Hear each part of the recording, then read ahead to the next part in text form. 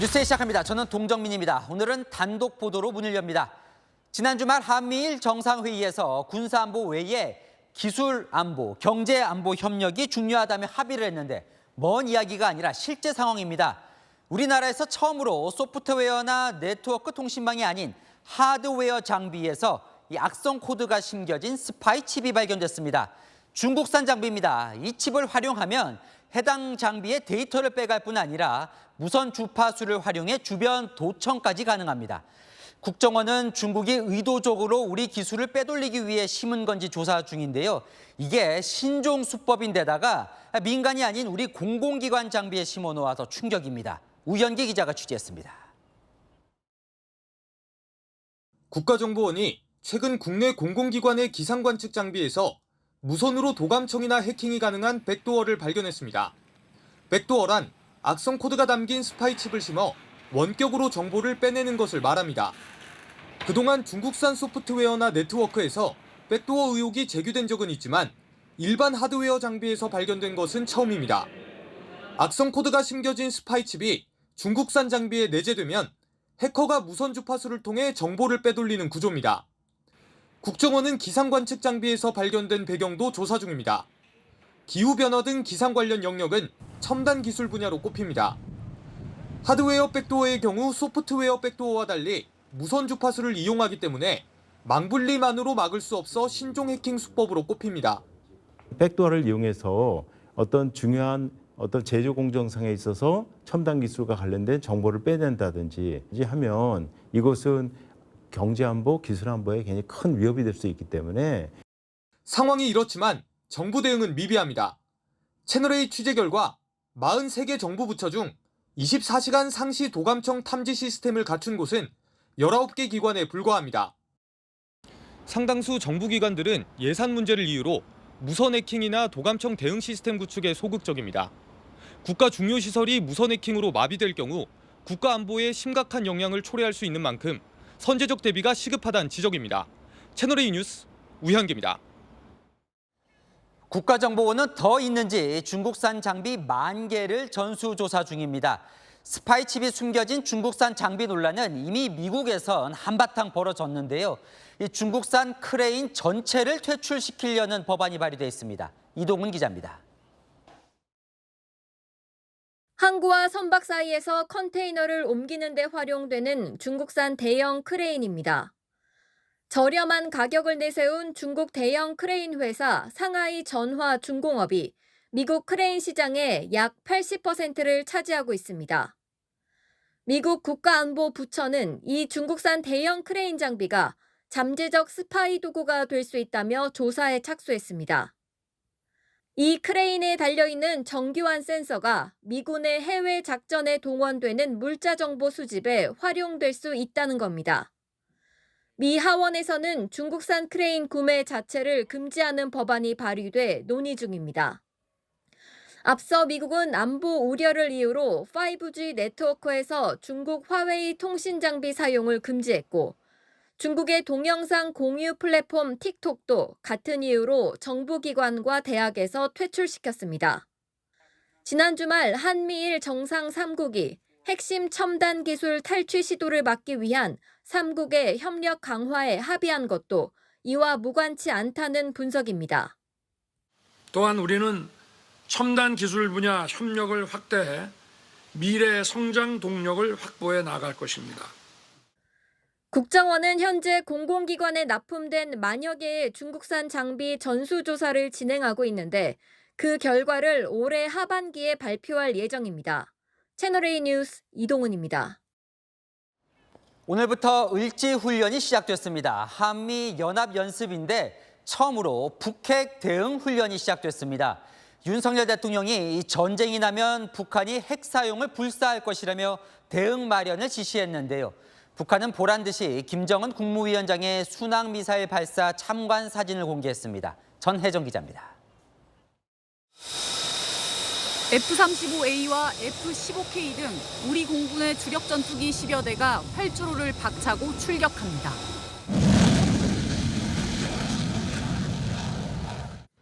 한미연합연습 을지 자유의 방패 시작을 알리는 우리 공군의 방어훈련으로 북한이 전투기와 순항 미사일을 동원해 침략하는 시나리오로 전개됐습니다.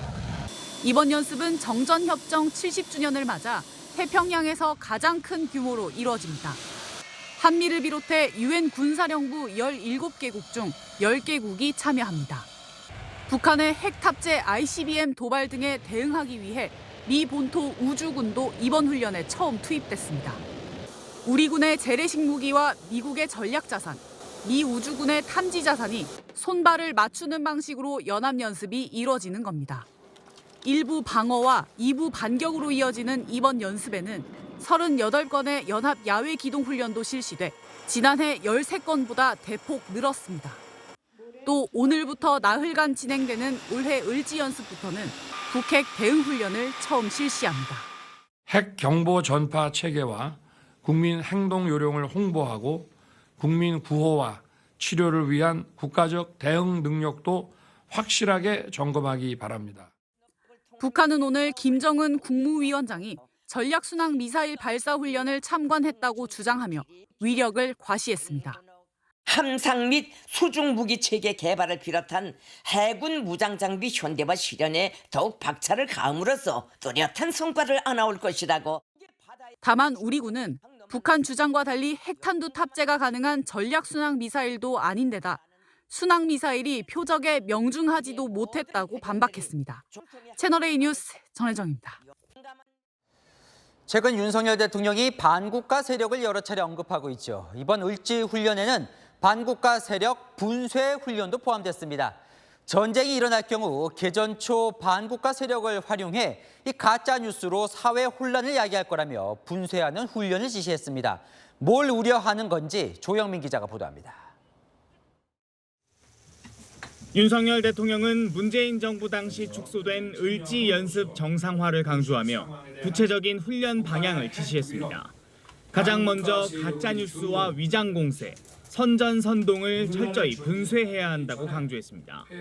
북한은 개전 초부터 위장 평화 공세와 가짜 뉴스 유포, 반국가 세력들을 활용한 선전 선동으로 극심한 사회 혼란과 분열을 야기할 것입니다.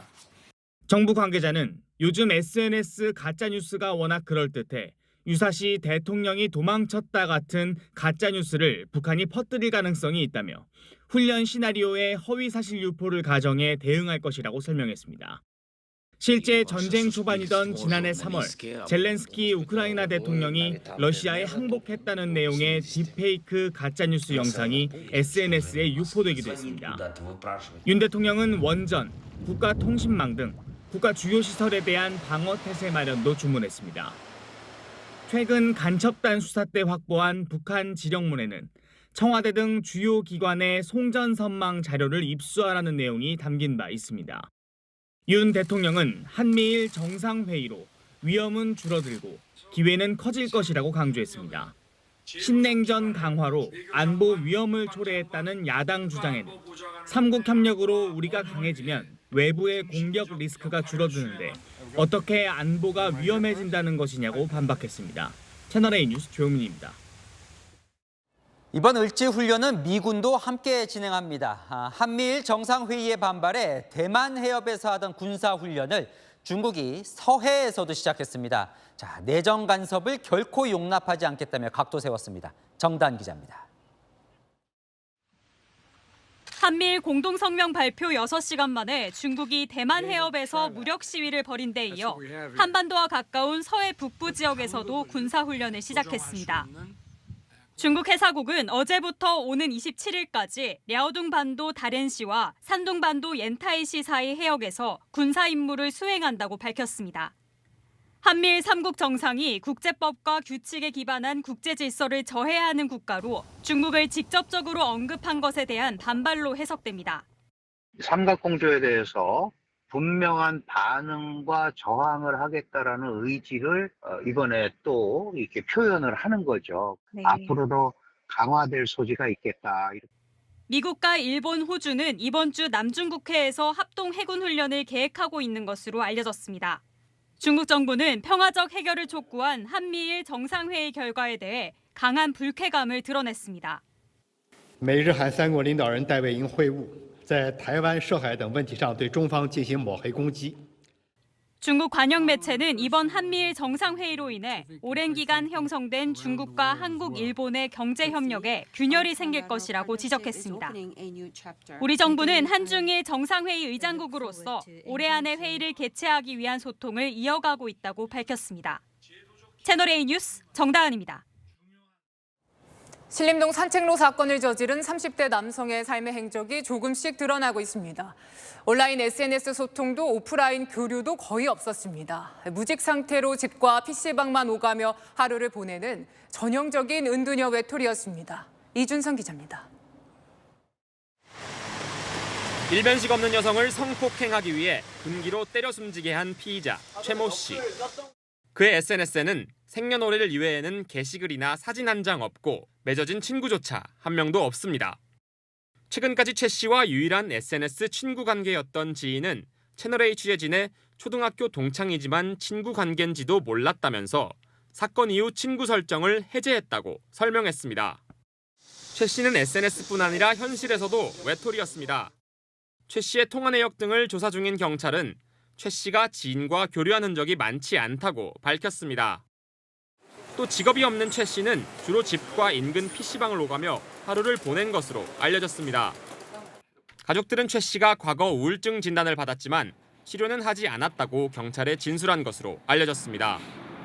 정신병력이 시작되던 지점에 치료를 좀 더 열심히 할 수 있는 제도가 있었으면은 적절히 치료가 돼서 사회적 고립으로 이어지지 않았겠죠. 경찰은 오늘 피해자에 대한 부검을 했고 최 씨의 폭행 정도와 이에 따른 살인의 고의성을 입증하는 데 주력하고 있습니다. 또 오는 수요일 신상정보공개위원회를 열고 최 씨의 이름과 얼굴 공개 여부를 결정하겠다고 밝혔습니다. 다만 최 씨가 거부할 경우 최근 사진인 머그샷은 공개할 수 없습니다. 채널A 뉴스 이준성입니다. 신림동에서 묻지마 흉기 난동이 벌어진 지 한 달이 지났는데요. 근처에선 또다시 흉기가 등장했습니다. 술에 취한 남성이 흉기를 갖고 돌아다녔는데 신림동이 무서워서 방어 차원이었다고 주장했습니다. 백승현 기자입니다. 서울 신림역 인근 식당가. 골목길로 들어가려던 배달 오토바이 한 대가 갑자기 멈추더니 황급히 되돌아 나옵니다. 잠시 뒤 골목에서 나온 한 남성의 손에는 포장지를 벗기지 않은 흉기가 들려 있습니다. 땅만 쳐다본 채 흉기를 들고 휘적휘적 걷는 남성.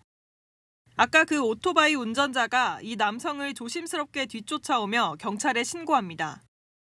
남성은 일요일 오후 신림역 번화가를 250m 더 걸어간 뒤에야 출동한 경찰에 체포됐습니다. 검거 당시 술에 취해 있었던 남성은 신림동이 너무 무서워 방어 차원에서 흉기를 가지고 다녔다고 진술했습니다. 남성은 조현병을 앓고 있었던 것으로 알려졌습니다. 일단 경찰은 남성을 흉기 소지 혐의로 입건한 뒤 가족에게 돌려보냈습니다. 경찰 관계자는 흉기를 휘두르거나 위협하지 않았고 치료를 받도록 하겠다는 가족의 진술을 고려했다고 석방 이유를 설명했습니다. 하지만 신림동 인근에서 흉기 사건이나 소동이 계속 벌어지자 상인들은 걱정이 앞섭니다. 무섭지, 불안하지. 언제 뭔 일을 저지를지 알 수가 있어. 약속 같은 걸 해도 신림동이 아니고 저 다른 지역으로. 블랙길, 그것도 신림동으로 또 나왔잖아요. 불안하고 또 이런 게 자꾸 터지면 정말 관계 타격이 엄청 커요. 정말 저희 경찰은 거점 순찰을 하며 치안 강화에 나섰지만 신림역 인근에 대한 불안은 가시지 않고 있습니다. 채널A 뉴스 백승현입니다. 이재명 민주당 대표 조만간 쌍방울 대북 송금 의혹으로 또다시 검찰에 출석할 것으로 보입니다. 이 대표가 이 자신을 향한 수사를 국가폭력이라고 재차 반박하자 한동훈 법무부 장관 데이트 폭력이라며 흉악범을 변호한 사람이 할 말은 아니라고 맞받았습니다. 최수연 기자입니다. 민주당 최고위원회의에서 이재명 대표는 이례적으로 2번 마이크를 잡고 윤석열 정부를 국가폭력 정권이라고 비판했습니다. 국민이 맡긴 권력으로 국민을 위협하고 국민을 억압하고 이러한 국가폭력 행사는 절대로 역사가 용서하지 않을 것이다. 이화영 전 부지사의 내일 재판을 앞두고 국폭 정권을 연이어 띄우며 이후 검찰 소환에 대비한 여론전에 나섰습니다. 국회 비회기 중 영장 청구도 다시 한번 촉구했습니다. 지금 8월 회기에 분명히 우리가 방탄국회 안을 때니까 필요한 조치를 하라고 했는데 이 여당과 검찰이 정치 공작을 하고 있다. 친명계에서는 회기 중에 이 대표에 대한 체포 동의안이 청구될 경우 표결 보이콧을 해야 한다는 주장도 나왔습니다. 한동훈 법무부 장관은 보이콧은 그동안의 방탄보다 더한 방탄이라고 직격했습니다. 4번 연속 방탄했다가 국민 무서워서 특검 포기하겠다고 말한 것은 이재명 대표고요. 지금까지 4번 했던 방탄보다 더 저질 방탄입니다. 이 대표의 국가폭력 발언에 대해서는 스스로를 되돌아보라고 꼬집었습니다. 본인 수사 과정에서 몇 분이나 돌아가셨는지 한 번만 생각해 본다면 본인이 데이트 폭력이라고 하면서 변호했던 흉악범의 피해자 한 번만이라고 생각해 본다면 검찰은 이달 말경 대북 송금 의혹과 관련해 이재명 대표를 추가 소환할 전망입니다. TVN 뉴스 최수연입니다. 대장동 업자들의 로비 대가로 50억 원을 약속받았다는 의혹, 이른바 50억 클럽. 이 박영수 전 특별검사가 결국 재판에 넘겨졌습니다. 검찰은 곽상도 전 의원도 조만간 불러 조사할 계획입니다. 손인혜 기자입니다. 50억 클럽 의혹을 받는 박영수 전 특별검사가 구속 상태로 재판에 넘겨졌습니다. 앞서 검찰은 박 전 특검에 대해 구속영장을 청구했다가 한 차례 기각된 바 있습니다. 하지만 보강 수사를 거쳐 재청구했고 이달 초 끝내 영장을 발부받았습니다. 번번이 송구스럽습니다. 있는 그대로 법정에서 말씀드리겠습니다. 영장 발부 여부를 가른 건 박 전 특검이 딸을 통해 받은 돈까지 청탁금지법 위반 혐의로 적용한 겁니다. 첫 번째 영장엔 박 전 특검이 우리은행 사회이사로 근무하며 대장동 민간업자들에게 대출 의향서 발급을 도와주는 대가로 거액의 돈을 약속받고 총 8억 원을 수수한 혐의가 담겼습니다. 두 번째 영장엔 국정농단 사건 특검 시절 딸이 화천대유에서 대여금 명목으로 받은 11억 원 역시 박 전 특검이 받은 돈으로 추가됐습니다. 모두 19억 원을 받아 챙긴 것으로 보고 있는 겁니다. 검찰은 50억 클럽 의혹의 또 다른 당사자인 곽상도 전 의원 역시 조만간 소환 조사할 방침입니다. 곽 전 의원은 민간업자들에게 컨소시엄 와해 위기를 해결해주는 대가로 아들을 통해 화천대유에서 50억 원을 받은 혐의를 받습니다. 검찰은 곽 전 의원과 아들을 기소한 뒤 나머지 50억 클럽 의혹에 대해서도 사실관계 확인에 나설 방침입니다. 채널A 뉴스 손인혜입니다. 입시 비리 혐의로 딸이 기소되자 차라리 나를 고문하라고 했던 조국 전 장관. 이 정작 본인의 항소심 재판에선 장학금을 받은 건 본인이 아니라 딸이어서 이 본인의 청탁금지법 위반죄가 적용되지 않는다고 항변했습니다. 박자은 기자입니다. 입시 비리 혐의로 딸 조민 씨가 기소되자 차라리 나를 끌고 가 고문하라고 한 조국 전 법무부 장관. 오늘 본인의 입시 비리 혐의로 법정에 들어설 땐 입을 굳게 닫았습니다. 입장문에서 밝히셨지만 따님 기소에 대해 단박에 부탁드리겠습니다. 하지만 항소심 공판이 시작되자 장학금을 받은 건 딸일 뿐 조국이 받은 건 아니다라며 무죄를 선고해달라고 재판부에 호소했습니다. 조 전 장관 측은 조민 씨가 부산대 의전원 재학 때 장학금을 받은 시기가 청와대 민정수석 임명 전으로 공직자를 대상으로 하는 청탁금지법 위반 혐의가 적용될 수 없다고 반박했습니다. 당시 조 씨는 첫 학기 유급했는데도 3학기 연속 성적 장학금을 받았고 논란이 될 것을 알면서도 제가한 노환중 전 부산대 의료원장은 1심에서 유죄 판결을 받았습니다. 조 전 장관 측은 장학금을 조민 씨 계좌로 송금한 건 노 전 원장이고 본인이 계좌를 관리하지도 받은 돈을 쓰지 않았다고도 덧붙였습니다.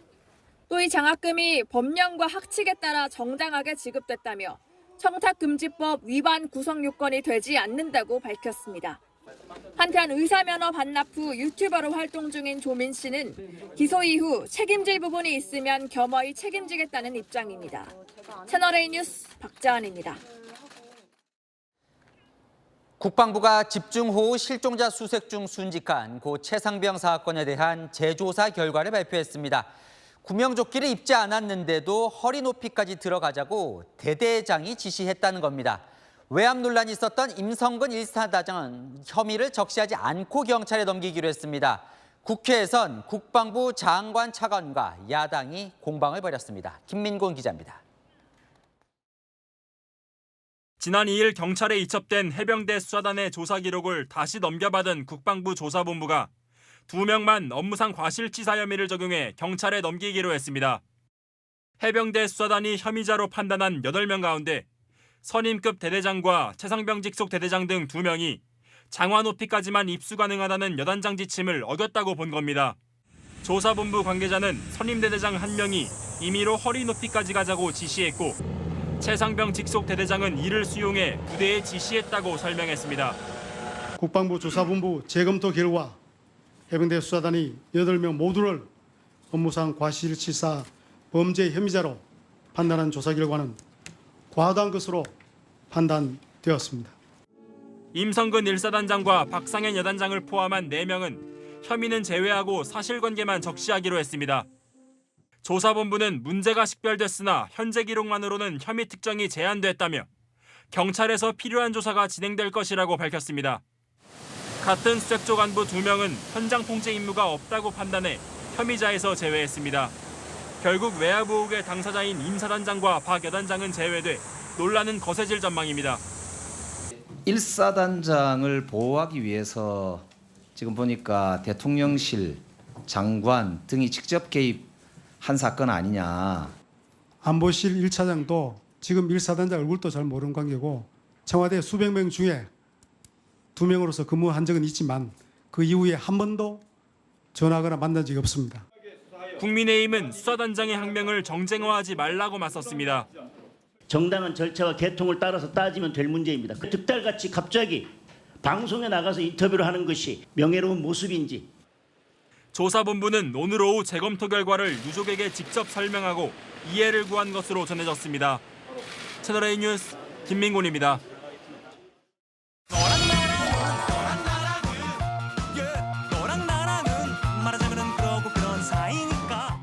여랑야랑 정치부 윤수민 기자와 함께합니다. 첫 번째 주제 보겠습니다.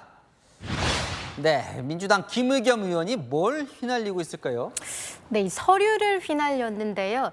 김 의원 오늘 법사위에서 고 최수근 상병과 관련해 대통령실 외압 의혹이 있다며 국방부 차관을 상대로 공격을 퍼부었는데 이때 꺼내든 서류가 문제가 됐습니다. 제가 지금 수사 기록을 가지고 있는데요. 여기에 병장들의 한 진술이 있습니다. 물에 빠진 병장들이 뭐라고 이야기를 했느냐면요. 가질 수 있어? 급류로 인해서 휩쓸려가는 그런 상황에서 이대로 죽겠구나라고 생각을 했다라고 하는 진술이 있습니다. 주변이 웅성웅성하는데 무슨 수사 기록입니까? 네, 이 최상병 관련 수사 기록인데 김 의원은 서류를 들고 이 장병들이 진술한 내용을 읽으며 이 사고 당시 상황을 아주 구체적으로 묘사했습니다. 제가 알기로는 수사가 지금 진행 중인 걸로 아는데 기록은 공개도 됩니까? 네, 김 의원의 주장대로 이 진짜 수사 기록물이 맞다면 이 불법 소지가 있죠. 군 수사 기록은 이 기밀로 이 수사 관련자가 이 특정 정당에 이 자료를 넘겼다면 공무상 비밀 누설죄에 해당되기 때문인데요. 여당의 추궁이 시작되면서 이 공수가 뒤바뀌었습니다. 누가 봐도 이거는 지금 수사단장이 그 기록을 몰래 복사를 해가지고 그 야당에다가 자료를 전달한 모양새가 돼버리거든요. 제가 수사 기록이라고 광범위한 광의의 의미로 이야기를 했습니다. 수사 기록은 수사 기록이지. 회비가 어디 있고 회비가 어디 있습니까? 네, 이겁니다. 자 이건데요. 제가 그까지 알려드릴 필요는 없다고 생각합니다. 그러면 수사하세요. 네, 좀 궁금하네요. 자, 김 의원이 제기했던 이 청담동 술자리 의혹도 또 이슈가 됐더라고요. 네, 이른바 이 청담동 술자리 의혹을 제기했다. 이 한동훈 장관으로부터 이 10억 명예훼손 소송을 당했죠. 지난 주말 한 예능에 출연해 질질 끌지 말고 빨리 결론 내릴 수 있게 한 장관이 힘써달라며 이 영상 편지를 보냈는데요. 한 장관 이렇게 받아쳤습니다. 유머의 세계에서 하나의 어떤 공통적인 룰이 있다면 가해자가 피해자에게 하는 농담은 농담이 아니라 그냥 나쁜 짓인 겁니다. 김기훈 의원은 정치판에서 뻥치시다가 망신당하고 예능판 가서 그러시는 것 같은데요. 네, 다음 주제 넘어갑니다. 구의원에게 불똥, 종일 시끌시끌하더군요. 네, 이 신림 등산로 성폭행 사건의 이 불똥이 해당 지역 구의원에게 튀었는데요. 여성 안심 귀갓길 예산을 삭감한 최인호 관악구 의원입니다. 전국 최초로 전면 폐지하는 것을 자랑하고 노골적인 여성 혐오도 드러냈습니다. 국민의힘은 구의원에 대해서 빠르게 조치해야 할 것입니다. 자, 이 여성 안심 귀갓길, 저도 길 가다가 본 것 같아요. 네, 이 바닥이나 전봇대에 크게 여성 안심 귀갓길이라고 표시가 되어 있고 위급할 땐 신고할 수 있는 이 비상벨도 설치돼 있죠. 저걸 최 의원이 없앤 겁니까, 그럼? 네, 최 의원은 본인의 SNS에 여성 안심 귀갓길 폐지를 성과로 내세웠습니다. 관악구에서는 대한민국 최초로 여성 안심 귀갓길이 사라집니다. 여성 친화 도시라고 홍보하고 있는 관악구에서 여성 친화 사업을 폐기하고 국민 친화 사업으로 나아갔다는 데 있어서 역사적인 의미가 있다고 생각합니다. 네, 최 의원은 그동안 이 젠더 측면에서 이 여성만 강조하는 안전 정책에 반대해 왔습니다. 여성 단체들이 더 이상 우리 구의 비전에 관여할 수 없도록 차단해야 합니다. 남성들은 어떠한 보호도 받지 못하는 현실에 놓여 있습니다. 네, 그러다 보니 이 신림동 성폭행 사건 이후 관악구 의회 게시판엔 이 최 의원을 비판하며 사퇴를 촉구하는 글들이 쏟아졌고요. 그래서 실제로 저 여성 안심 귀갓길 예산이 다 삭감이 된 겁니까? 네, 예산 7,400만 원이 삭감이 됐는데요. 그렇다고 이 예산이 사라진 건 아닙니다. 같은 금액의 예산이 국민 안심 골목길 사업에 배정됐는데요. 여성들을 위해 설치하려 했던 이 바닥 표시 등 비상벨 대신 구민 전체를 위한 비상벨과 CCTV 설치로 쓰인다고 합니다. 민주당은 예산을 삭감하지 않았다면 끔찍한 성범죄 피해를 막을 수 있었을지 모른다고 주장했는데요. 최 의원은 SNS에 악의적 선동이라며 다수당인 민주당이 반대했으면 추진 불가능했다고 주장했습니다. 정책 이름이 여성 귀갓길이냐 아니냐를 두고 싸우기보다 진정 여성들이 안심하고 거리를 다닐 수 있는 그런 치안 대책을 확보하는 데 머리를 맞대면 좋겠네요. 네, 지금까지 열한야랑이었습니다. 네, 현직 학교 교사는 허가 없이 사교육에 참여하면 안 되죠. 그런데 자진 신고를 하라고 했더니 학원에 문제를 출제해주고 돈을 받은 투잡 교사가 수두룩했습니다. 5억 가까이 받은 교사도 있었습니다. 홍란 기자입니다. 경기도의 한 사립고등학교 수학교사는 지난달까지 사교육 업체에게 모의고사 문제를 출제해줬습니다. 그 대가로 최근 5년간 4억 8,500여만 원을 받았습니다. 겸직 허가도 받지 않고 이 수학교사가 거래한 곳은 사교육 업체와 부설 연구소 등 7곳입니다.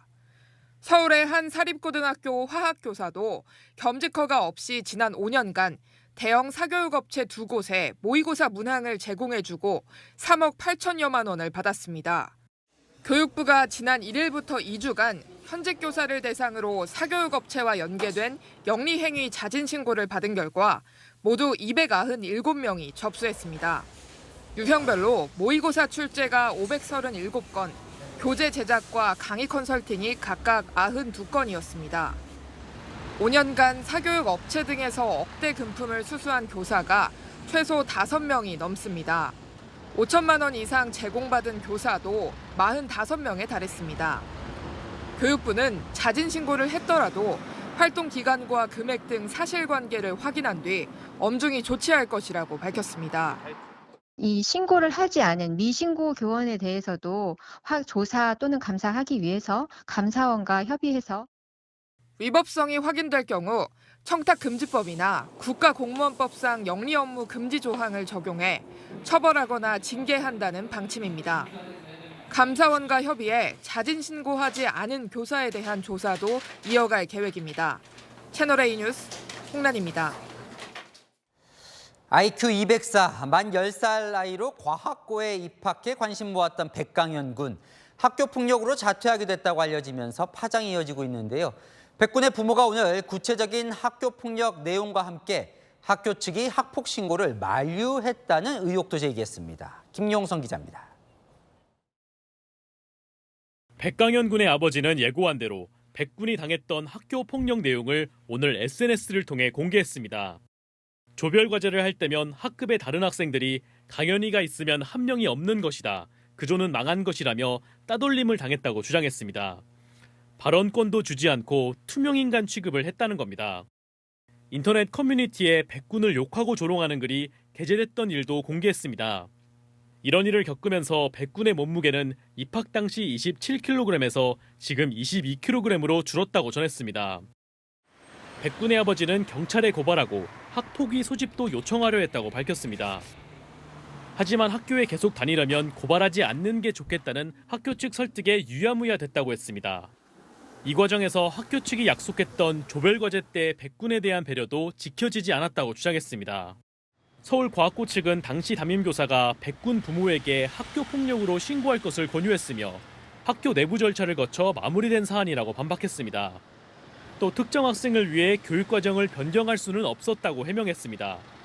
평가 계획이라는 게 널리 공표를 하고 결제를 받고 이런 거예요. 그러니까 함부로 막 임의로 변경해서 이렇게 할 수 있는 건 아니고.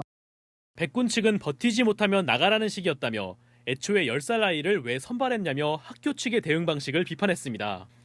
다만 가해 학생들에게선 어제 사과를 받았다며 처벌을 원하지는 않는다는 뜻을 밝혔습니다. 채널A 뉴스 김용성입니다. 네, 범행 나흘째 오리무 중인 대전은행강도의 계획범죄 정황이 속속 드러나고 있습니다.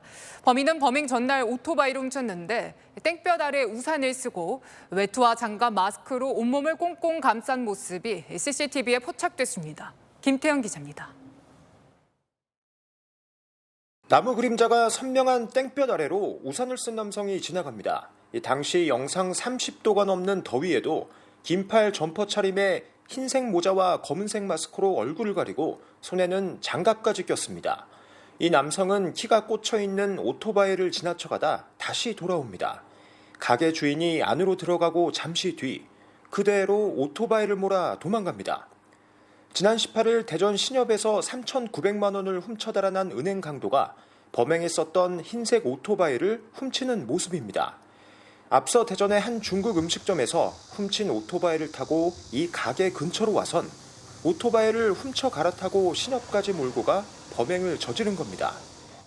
훔치가 좀 있고 위에 긴걸 입고 우산을 쓰고 모자를 쓰고 이상하게 생각을 했죠. 저는 이 가게도 엄청 더운데 입고 있으니까. 범행 당시에는 오토바이 헬멧까지 눌렀었던 은행 강도의 신원은 아직까지 드러나지 않고 있습니다. 범행 직후엔 CCTV가 없는 미개통 도로나 새끼를 골라 도망치며 경찰의 추적을 따돌리고 있는 걸로 알려졌습니다. 도주 행각이 길어지자 주민들은 걱정이 많습니다. 아무래도 좀 불안은 하죠. 뭐 도둑 사건도 아니고 강도 사건이다 보니까 그 공소한 최대한 이용 안 하려고 하고 있고. 경찰은 CCTV 화면 등을 분석해 용의자를 쫓고 있다는 설명만 되풀이하고 있습니다. 채널A 뉴스 김태형입니다. 시내버스 운전기사가 음주운행을 하다 걸렸습니다. 손님을 30명 넘게 태우고 서울 시내를 20km 가까이 달렸는데요. 회사는 사내 음주 측정에서 운행 불가 판정을 받고도 기어이 운전대를 잡은 이 기사를 절도 혐의로도 고소했습니다. 송진섭 기자입니다.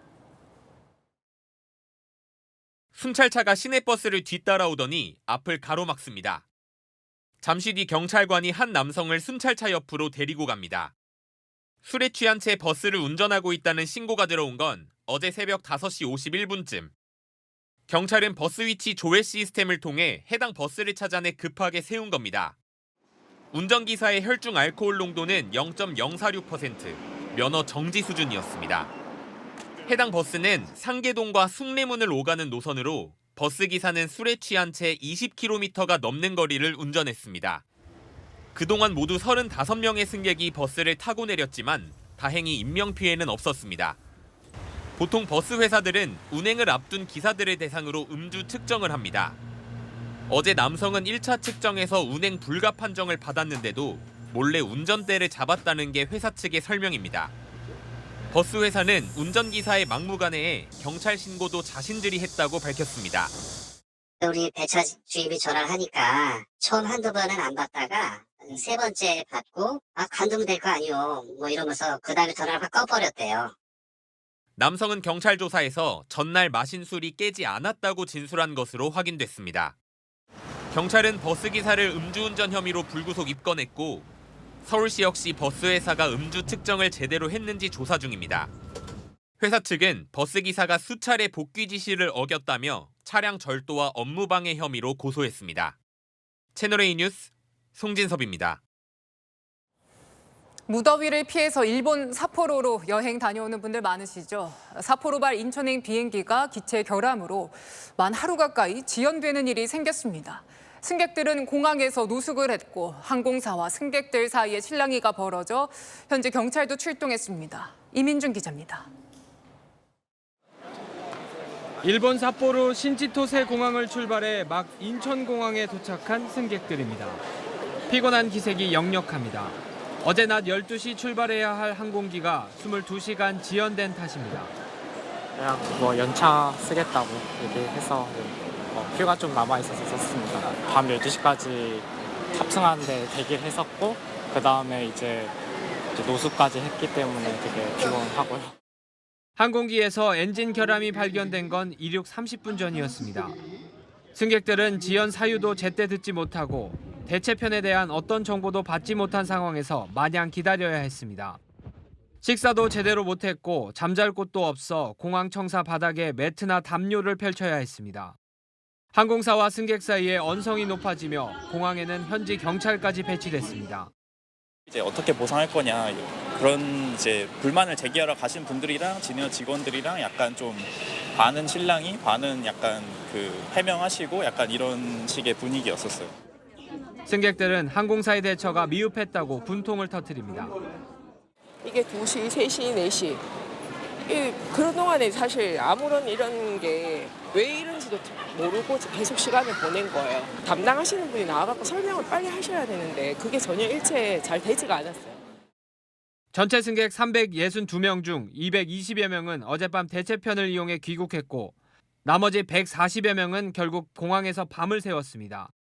진에어는 성수기라 현지 숙소를 바로 구하기 어려웠다며 항공료 일부를 환급하고 보상 방안을 검토 중이라고 전했습니다. 채널A 뉴스 이민준입니다. 숨이 턱턱 막히는 폭염이 내일부터는 잠시 꺾일 전망입니다.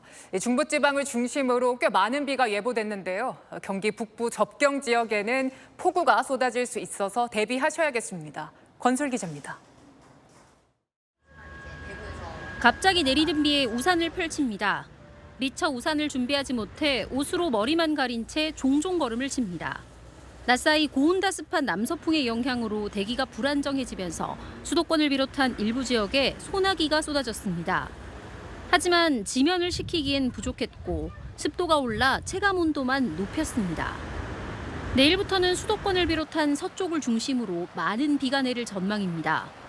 중부지방에 길게는 토요일까지 짧은 장마처럼 비가 예보됐습니다. 북태평양 고기압이 일본 쪽으로 물러나고 중국 내륙에서 발생한 저기압이 우리나라를 느리게 통과하면서 기압골 뒤편으로 긴 비구름대가 형성되기 때문입니다. 성질이 다른 두 공기 사이로 형성되는 남서쪽에서 북동쪽으로 이어진 기압골 형태의 강수로 인해서 서쪽 지역 중심으로 비가 내리겠습니다. 모레까지 서울과 경기 남부 지역 30에서 100mm, 인천과 경기 북부 50에서 120mm, 남부지방과 제주에 각각 최대 120mm에서 150mm 사이에 비가 쏟아질 전망입니다. 특히 임진강, 한탄강 등 북한 쪽 접경 지역의 예상 강수량은 200mm 이상의 많은 비가 내릴 수 있습니다. 기상청은 북측이 갑작스럽게 수문을 개방하면 하천이 범람해 수해가 발생할 수 있다며 각별한 주의를 당부했습니다. 내일 비로 서쪽 지역을 중심으로 폭염특보는 수그러들겠지만 높은 습도 탓에 체감 온도는 30도 이상으로 높고 서해안과 남해안 등 열대야는 계속될 전망입니다. 채널A 뉴스 권솔입니다. 올여름 무더위에 바닷물도 예년보다 뜨거워졌습니다. 남해 바다 수온은 28도에 육박할 정도죠. 고수온 현상이 한 달 가까이 계속되면서 우럭 같은 양식 어류들이 집단 폐사하고 있습니다. 홍진우 기자입니다. 가두리 양식장 안에 죽은 물고기들이 둥둥 떠다닙니다. 수온이 28도에 달할 정도로 바닷물이 뜨거워지면서 다 큰 성체부터 어린 치어까지 떼죽음을 당한 겁니다. 밀려드는 폐사체들을 처리할 여력도 없어 대형 냉장고에 쌓아둔 게 한가득입니다. 찬물을 좋아하는 조피볼락, 일명 우럭의 경우 수온이 27도가 넘으면 살 수 없습니다. 우럭 같은 경우는 2년, 돔종류는 3년, 4년을 키우는데 저희로서는 뭐 상품이 이제 폐사가 되면은 상당히 어려움도 많고 힘듭니다. 최근 동현과 거제 일대 양식장에서 우럭 등 양식어류 60톤이 대량 폐사한 걸로 추정됩니다. 폐사가 이제 물 위에 떠오르면은 그것부터 일단 1차적으로 수거를 하고 자로 먹이를 안 주는 것 이상 할 수 있는 방법이 사실 없습니다. 바닷물 고수온 현상은 지난달 말부터 한 달 가까이 이어지는 중입니다. 특히 지난 15일부터 경남 남해안을 중심으로 폐사 신고가 잇따른 가운데 태풍 카눈이 그 주범으로 지목됩니다. 동상 태풍이 오면 바다 수온이 낮아질 때가 많지만 이번에는 정반대입니다. 태풍이 몰고 온 강한 파도가 뜨거워질 대로 뜨거워진 표층수를 수심 깊은 곳까지 끌어내린 겁니다. 태풍 카눈이 통과되는 후에는 폭염이 다시 빠르게 오면서 이제 고선 현상이 지속되고 있습니다. 사상 처음 한반도를 남에서 북으로 종단한 태풍 카눈이 몰고 온 폭염까지 더해지며 우리 양식업계를 위협하고 있습니다. 채널A 뉴스 홍진우입니다. 갈비뼈가 앙상한 사자, 바깥 세상 나왔다가 20분 만에 사살당한 사순이. 왜 이렇게 동물들이 우리 밖으로 뛰쳐나올까 궁금해서 실태를 취재해봤더니 이유가 있었습니다. 현장 카메라 전민영 기자입니다. 뒤에 보이는 검정 비닐하우스 사설동물원입니다. 이곳에선 동물을 직접 만지거나 이렇게 먹이 주기를 할 수가 있는데요. 과연 이곳의 동물들 어떤 환경에 놓여 있을까요? 현장으로 가보겠습니다.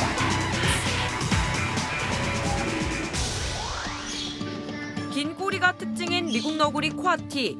그런데 관리가 안 돼 꼬리가 잘려 있습니다. 두 마리 다 과도하게 몸을 긁는 불안 증세를 보입니다. 옆 사육장에 있는 미어캣도 꼬리가 잘려 있고 친칠라는 피부병이나 영양 불균형이 의심되는 상태였습니다. 혈 상태가 굉장히 안 좋았어요. 외부의 자극에도 굉장히 반응이 좀 없는 편이고 여러 가지를 놓고 봤었을 때 곧 죽을 수도 있겠다. 기니피그는 탈모가 심하고 토끼는 등 쪽 살갗이 벗겨졌습니다. 타조우리안 물은 녹조가 잔뜩 껴있고 방문객들이 먹이를 넣어주는 동그란 관도 오염돼 있습니다. 냄새도 좀 나고 여름일 때는 더 좀 그래 보여요. 위생적으로. 사설 대형 동물원의 동물들은 행복할까? 저희가 여러 번 오가면서 지켜봤는데요. 고개를 흔들고 같은 자리를 계속 맴도는 정형 행동을 반복해서 보이고 있습니다. 곰뿐 아니라 라쿤도 유리안만 오가길 수십 번. 이곳에선 2달 전 혼자 살던 왈라비가 죽었습니다. 왈라비가 있었는데 폐사를 했어요. 왜요? 장이 안 좋았었나 봐요. 그렇게 여러 가지는 않아요. 이곳 동물들은 모두 자연 채광이나 환기가 불가능한 실내에서 살고 있습니다.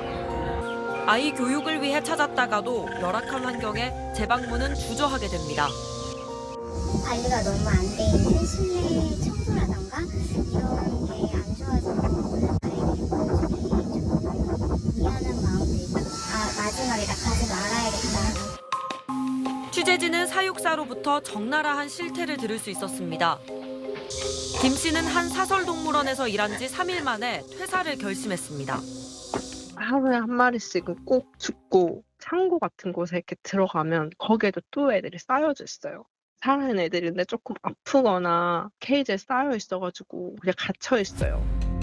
후원도 받았지만 동물에게 돌아가는 건 없었습니다.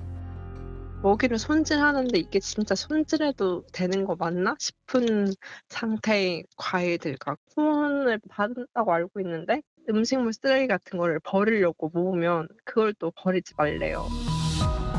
사설동물원은 영리 목적으로 운영되기 때문에 동물 복지는 뒷전이기 십상입니다. 논란이 커지자 오는 12월부터 모든 동물원은 일정 이상 시설 기준을 갖추고 허가 역시 받아야 합니다. 하지만 유예 기간은 무려 5년. 그만큼 동물이 감내해야 할 고통의 시간도 아직 길게 남아 있습니다. 현장 카메라 전민영입니다. 매일 아침 서울로 출근하는 경기 지역 분들, 지하철, 버스 모두 꽉 차 지옥이죠. 서울시가 오늘부터 동행버스 운행을 시작했습니다. 중간에 서는 정류장 수를 대폭 줄였다는데요. 숨통이 좀 트일지 김민환 기자가 함께 타봤습니다. 40인승 좌석버스가 정류장으로 들어서고 시민들이 하나둘 탑승합니다. 경기 화성시 동탄에서 서울 강남역까지 운행하는 서울 동행버스가 오늘부터 운행을 시작했습니다. 서울로 출근하는 경기권 시민들의 편의를 위해 노선버스와 별도로 서울시가 추가로 투입한 겁니다. 입석이 지금 제한되다 보니까 못 타는 경우가 많아요. 대전거장만 타고 바로 넘어가니까 좀 더 빨리 가지 않을까 싶어서 그냥 이용해봤어요. 평일 오전 7시부터 15분 간격으로 총 3번. 경기 화성 동탄에서 서울 강남역까지 4개 정류장만 거칩니다. 최대 12개 정류장을 거치는 기존 광역 좌석버스보다 정류장 수가 적어 출근 시간이 10여 분 이상 줄어들 것으로 기대됩니다. 지옥철로 불리는 김포골드라인 혼잡도를 낮추기 위해 김포 구간에도 동행버스가 투입됐습니다. 출근 시간대 김포골드라인 풍무역 인근에서 10분 간격으로 모두 12차례에 걸쳐 김포공항역까지 운행합니다. 출근하는 시간이 10분 정도는 단축이 되는 것 같아요. 앞에 한 2-3대 정도 미리 보내주고 가야 돼가지고. 9호선이 뭐 너무 지금 사람이 많고 혼잡도가 높기 때문에 직행으로 한 버스가 생긴다면 더욱 좋겠습니다. 동행버스는 노선버스 요금과 동일하며 수요가 늘 경우 운행을 확대할 방침입니다. GTX A 노선이 개통되고 김포골드라인이 증차되는 내년까지 한시적으로 운행할 계획입니다. 채널A 뉴스 김민환입니다. 요즘 대출 받을 때 금리나 조건 한눈에 비교 가능한 금융 애플리케이션 많이들 이용하시죠. 상품 비교할 때 한 번, 대출 받을 때 또 한 번, 2번씩 받는 심사와 인증 절차를 간소화하려 들자 금융당국이 제동을 걸었습니다. 이유가 뭘까요? 신무경 기자입니다. 한 대출 비교 플랫폼입니다. 여러 금융회사들의 대출 금리와 한도를 비교해 유리한 상품을 선택할 수 있습니다. 이렇다 보니 저축은행 대출의 경우 플랫폼을 통했을 때 신용대출 금리가 저축은행에서 바로 받는 것보다 0.7%포인트 싼 것으로 나타났습니다. 플랫폼을 통한 저축은행 신용대출 비중은 40%까지 늘었습니다. 하지만 불편한 점이 있습니다. 플랫폼에서 본인 인증을 거쳐 금리와 한도를 확인했더라도 대출을 받으려면 저축은행 홈페이지로 가서 다시 인증해 대출 심사를 별개로 받아야 하는 겁니다. 불편함을 줄이려고 플랫폼 업체들은 자사 앱 안에서 대출이 한 번에 이루어지도록 서비스 간소화를 준비 중인데 금융당국이 제동을 걸었습니다. 대출이 너무 간편해지면 가계대출이 증가할 수 있고 소비자들이 저축은행이 아닌 플랫폼에서 대출을 받았다고 오인할 우려가 있다는 이유에서입니다. 문제가 생길까 봐 간소화시키지를 않는다. 이거는 좀 앞뒤가 안 맞는 얘기다. 소비자 이익과 보호 사이에서 전향적인 검토가 이루어져야 한다는 지적이 나옵니다. 채널A 뉴스 신무경입니다. 내일은 서쪽을 중심으로 비 소식이 있습니다. 새벽에 경기 북부와 서해안부터 내리기 시작해서 차츰 중부와 호남으로 비구름이 확대되겠고요. 영남 내륙은 늦은 오후 소나기 구름만 지나겠습니다. 모레는 전국에서 비가 내리겠습니다. 이번 비 특히 수도권을 중심으로 강하게 내릴 텐데요. 시간당 30에서 60mm로 비 피해 없도록 주의하셔야겠습니다. 예상 강수량입니다. 경기 북부에 최고 150mm 이상, 그밖에 수도권과 서쪽 지방을 중심으로 30에서 최고 120mm 이상이 되겠습니다. 내일 비가 내리는 지역은 더위가 주춤하겠고요. 그밖에 지역은 무더위가 이어집니다. 한낮에 서울은 29도, 대전은 32도, 광주는 34도가 예상됩니다. 수요일과 목요일에는 전국에 비가 내리겠고요. 중부지방은 금요일까지 비가 길게 이어지겠습니다. 날씨였습니다. 과거 냉전 시대 러시아 KGB나 미국 FBI 같은 정보기관들 도청 많이 했죠. 정보전쟁 치열했습니다. 전 세계적으로 다시 불붙는 모양새입니다. 오늘 저희 보도 보셨겠지만 이 중국산 장비에서 처음으로 스파이 칩이 발견됐습니다. 국정원은 더 있을 수도 있다고 보고 전수조사 중이죠. 신냉전 시대 첨단 기술 전쟁까지 총성이 울렸습니다. 마침표 찍겠습니다. 최종 병기는 보안. 뉴스에 마칩니다. 감사합니다.